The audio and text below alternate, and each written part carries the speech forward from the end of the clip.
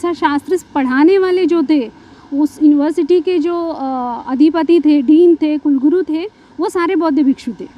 तो कहीं ना कहीं ये सारे बौद्ध भिक्षु सिर्फ भिक्षु ही नहीं थे, वो चिकित्सक भी थे।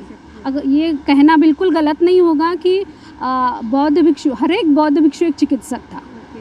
आप देख रहे हैं कर्तव्य एवं निष्ठा का बयान, साहित्य और संस्कृति का बयान, समता की आवाज बयान टीवी।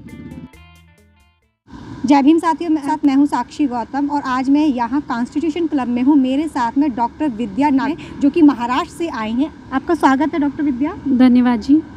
डॉक्टर विद्या, ये बताइए आप वर्तमान में आप क्या कर रही हैं? जी, हम एक मेडिकल कॉलेज में प्रोफेसर हैं। उसके साथ ही इंपा जो बहुजनों की ऑर्गेनाइजेशन है, इंडियन मेडिकल प्रोफेशनल एसोसिएट्स, उसके महाराष्ट्र राज्य के महासचिव हैं और उसी तौर पर हम यहाँ पे इंपा का जो राष्ट्रीय अधिवेशन चल रहा है 7वां, उसमें शामिल होने के लिए आए हैं। जी डॉक्टर विद्या, आपने आयुर्वेद ही क्यों चुना? अधिक बिल्कुल आयुर्वेद की तरफ जाने का एक अलग मसला रहा है हमारे साथ। मेरे घर में शुरू से ही जो बुद्धिस्ट इन्फ्लुएंस था वो था, और वहाँ पे हमने कई बार सुना था कि जो बुद्धिस्ट भिक्षुस थे वो चिकित्सक थे, डॉक्टर्स थे। तो हम चाहते थे कि हम जाने उस बात को, और इसीलिए वो जानने के लिए हम आयुर्वेद की तरफ गए। और जब आयुर्वेद की तरफ हम गए तो पीएचडी एमडी जब हमने किया तो हमें एक बहुत बड़ा मौका मिला कि हम संशोधन करें इस बात पर। और इसीलिए एमडी के दौरान हमने जो थीसिस, जो प्रबंध लिखा, उसका सब्जेक्ट भी वही था कि Buddhism, the contribution of Buddhism to Ayurveda. तो आपने उस रिसर्च में क्या ऐसा महसूस किया या क्या आपने संकेत किया लोगों को मार्गदर्शन करने के लिए? वो आपका क्या कहता है? सच कहूँ तो भारत का जो सुवर्ण इतिहास है वो बिल्कुल बौद्ध साहित्य की बदौलत है, बौद्ध तत्वज्ञान की बदौलत है। और जब आप तत्वज्ञान की बात करते हो जो इंसानियत से जुड़ा है, तो इंसान की जो महत्वपूर्ण पहलू रहती है वो है आरोग्य। तो आरोग्य का जो बहुत बड़ा मसला है, जो बात है, वो बौद्ध साहित्य में आपको हर जगह पे मिलती है। और जहाँ पे आप देखोगे कि तथागत गौतम बुद्ध को भी उस वक्त भीषक गुरु माना जाता था, मतलब डॉक्टरों के गुरु थे वो। और वो सिर्फ तत्वज्ञान के गुरु नहीं, तो बिल्कुल कई जगह हमें ये भी रेफरेंस मिलता है कि उन्होंने एक जगह पे एक ज्योतिषमती जातक नामक कथा है। उस कथा के अनुसार गौतम बुद्ध ने एक जो महिला जो 9 मंथ्स प्रेग्नेंट थी, फुल टर्म प्रेग्नेंट, तो किसी पॉइजनिंग की वजह से उसकी डेथ हो गई। तो वहाँ पे उन्होंने सिजरियन सेक्शन करके उस बच्चे को बचाया। तो ऐसी बहुत सारी चीज़ें सामने आई इस प्रबंध की वजह से। अच्छा डॉक्टर विद्या, आपने क्या विनय पिटक को भी पढ़ा है? क्योंकि आपने बुद्धा की बात की अपनी थीसिस में यहाँ पर। देखिए, विनय पिटक तो त्रिपिटक का एक भाग है जी। तो पूरा त्रिपिटक जो है वो पूरा का पूरा कहीं ना कहीं जो आरोग्य व्यवस्था थी बौद्ध साहित्य की, उससे जुड़ा हुआ है। तो ऐसा नहीं है कि सिर्फ विनय पिटक में, या फिर विनय पिटक का जो महत्वपूर्ण भाग है महावग्ग, तो मेडिकामेंट का जो पार्ट है वो हमें विनय पिटक के महावग्ग में मिलता है जी। पर पूरा साहित्य अगर आप पढ़ोगे तो आपको हर जगह पे कहीं ना कहीं आपको ये बातें मिलेंगी कि जो हमें आरोग्य के उस टाइम के आरोग्य व्यवस्था की जो प्रगल्भता थी, जो विकसित था, वो सारी कथाएं, वो सारे रेफरेंसेस हमें वहाँ पे डॉक्यूमेंट्री मिलते हैं। लेकिन विनय पिटक कहती है कि भगवान बुद्ध ने वहाँ पर उस मतलब 40 पेज जो है विनय पिटक के, वो भगवान बुद्ध को वहाँ डॉक्टर के रूप में रेखांकित किया है। तो उस संदर्भ में आप क्या कहना चाहेंगे? बिल्कुल बिल्कुल, सिर्फ विनय पिटक ही नहीं, बहुत सारी जातक कथाएं हैं, अट्ट कथाएं हैं, सुत्त निपात है। तो कई ऐसे रेफरेंसेस हैं जहाँ पे उनको भीषक गुरु कहा गया है। दूसरी बात ये है कि इसके पीछे एक बहुत बड़ी घटना हुई थी जिसकी वजह से आरोग्य व्यवस्था की तरफ ज़्यादा ध्यान दिया गया बुद्ध काल में जी। तो एक जो भिक्षु थे वो किसी वजह से वो बीमार पड़ गए और अपने विष्ठा और मूत्र में वो लथपथ अपने रूम में पड़े हुए थे। विहार की एक जो कोठरी होती है वहाँ पे वो पड़े हुए थे, और उसका वो गंदा पूरा वो विष्ठा और मलमूत्र में था। तो कोई उनके पास उनकी सेवा करने के लिए नहीं जा रहा था। तो जब भगवान बुद्ध वहाँ से गुजरे और उन्होंने देखा कि ये सब क्या हो रहा है, तो उन्होंने पूछा कि ये इस हालत में है तो इनका सेवा कोई क्यों नहीं कर रहा है। तो तब उन्होंने अपने जो आनंद, जो उनके शिष्य थे, परम शिष्य, तो उनको बुलाया, उनको पानी लाने के लिए बोला, और खुद उन्होंने उस भिक्षु को साफ़ सुथरा बनाया, एक मंच पे लिटाया, उसको खाना खिलाया।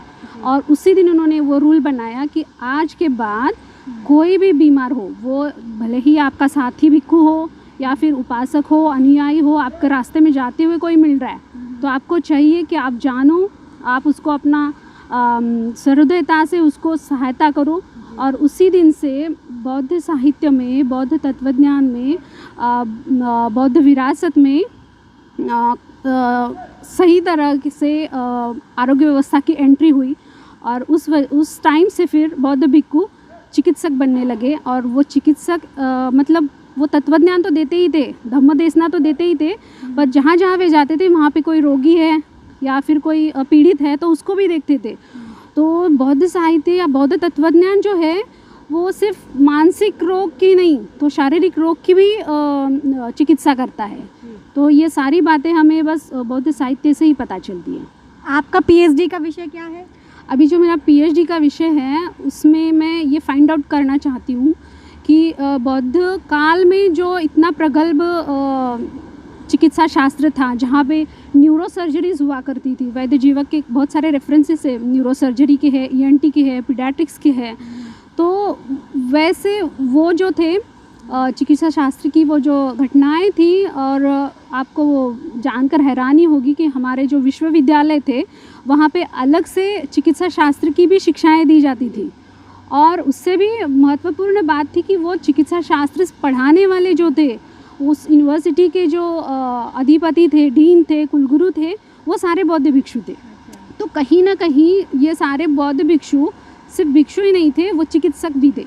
अगर ये कहना बिल्कुल गलत नहीं होगा कि बौद्ध भिक्षु, हर एक बौद्ध भिक्षु एक चिकित्सक था। तो उस समय का जो ये उसका विकसित रूप था, तो आज भी कहीं वो मौजूद है। तो उसको फाइंड आउट करने की ज़रूरत है ताकि उसको हम बढ़ावा दे सकते। और अगर नहीं भी है तो उसको हम स्टार्टिंग पॉइंट से कर सकते हैं। उसको शुरुआत करने की जो प्रयास है उसका, वो हम ज़रूर कर सकते हैं। अच्छा डॉक्टर विद्या, ये बताइए, हमारी जो महिलाएं हैं या डॉक्टर्स हैं अधिकतर बैचलर डिग्री करके छोड़ देते हैं, मास्टर डिग्री करके छोड़ देते हैं, आप पीएचडी की तरफ बढ़ी, आपको कहाँ से प्रेरणा मिली इसके लिए? सच कहे तो ये सामाजिक जो संवेदनशीलता होती है वो इंसान के अंदर जन्म से ही रहती है जी। उसको एक्सप्लोर करने का एक मौका मिल जाए तो इंसान क्या कुछ न करके दिखाए।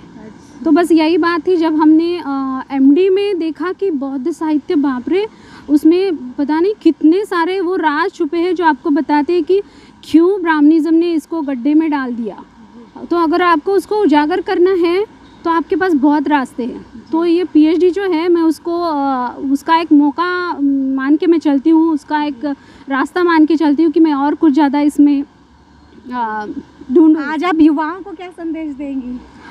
युवाओं को, और युवाओं को तो रहेगा ही ये संदेश, पर जो those who are seeking to be a doctor, तो उनके लिए मैं खास कहूँगी कि डॉक्टर्स, आप सर्जन बनो, आप एनेस्थेटिस्ट बनो, आप जो चाहे बनो, पर इसका मतलब ये नहीं है कि आप बौद्ध साहित्य को ना पढ़ो। जी जी जी। बिल्कुल आप पढ़ सकते हो। अभी देखिए, मैं आयुर्वेदिक डॉक्टर हूँ, मैं पंचकर्मा करती हूँ, मेरे अपना हॉस्पिटल है, मैं कॉलेज में प्रोफेसर हूँ, पर फिर भी मैं जो बौद्ध इतिहास जो है, चिकित्सा शास्त्र का इतिहास है, उसको उजागर करने की कोशिश तो कर रही हूँ। तो ये हर कोई कर सकता है। तो आप बस उसमें सच को ढूंढने की जो एक जज्बा होता है वो आप अपने में रखो, आपको बिल्कुल जो सफलता मिलेगी, बिल्कुल मिलेगी। आप पीएचडी कहाँ से कर रही हैं?